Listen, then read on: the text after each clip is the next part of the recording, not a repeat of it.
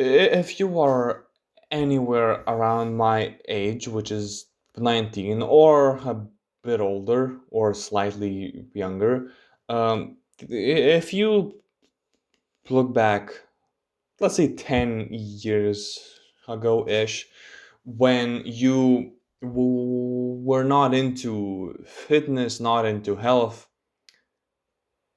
the simplest things you knew about health is to eat well, eat whole foods, right? And move and exercise. Which, if you follow that, you will live longer and way healthier. Now, something is wrong. A lot of people are not trusting studies, which I understand.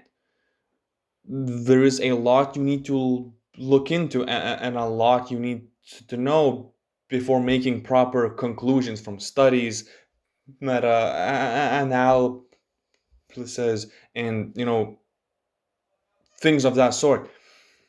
You also should look into who funds those studies. But let me ask you this: would you rather put your trust in those studies about where they test what is linked with what foods, comparing groups that eat more of this versus more of that, or maybe when they study different, um, let's say, artificial sweeteners, things like that. Would you rather trust in those or trust in media headlines? Because it's easy to be scared of studies and say that, well, that's fake, it's the government, they are lying to you. D- do you know what the government is more involved with? News headlines. Every time you open your phone, and in some phones you swipe left, there are some random articles, either personalized or not. Or if you're like 40, 50, you go on Facebook, you scroll a bit, and boom, there's an article or some sort of a headline that's like, studies suggest that eggs might be bad for you because of high cholesterol. People who see these, they can't read, they don't understand shit, and they make life choices based of those. Now, if you would take the same people and give them actual studies and a good chunk of them, and if you told them how to properly read and understand them, and if they made choices off of that, do you think would they become healthier or no? I think at this point it's objectively yes, they would. Again, it's fine to have questions, but it's stupid to call any kind of data fake, or anything like that, just because it challenges what you uh, believed for years.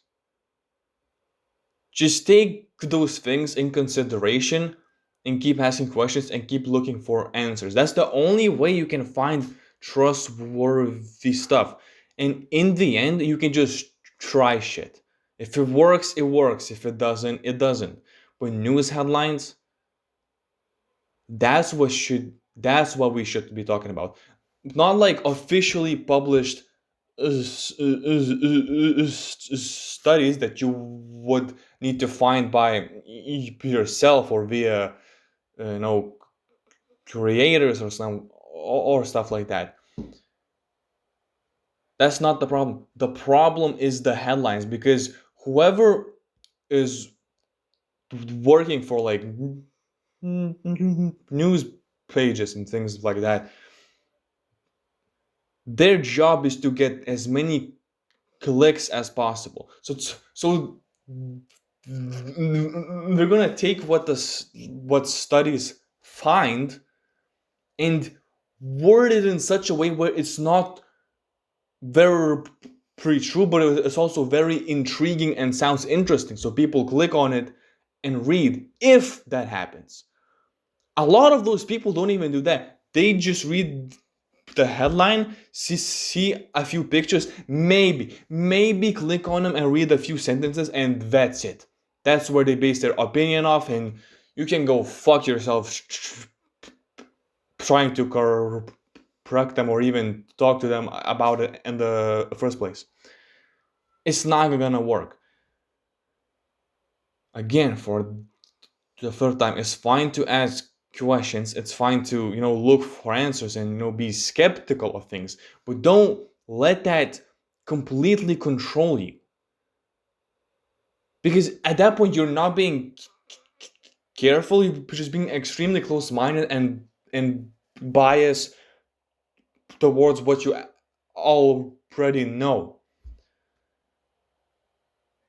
So the same way you would fact check things and do research on studies, look at how the news work. Look how they make those headlines. So before we start stressing about what research says, let's look at what people share about them, because I think there's more misinformation in there.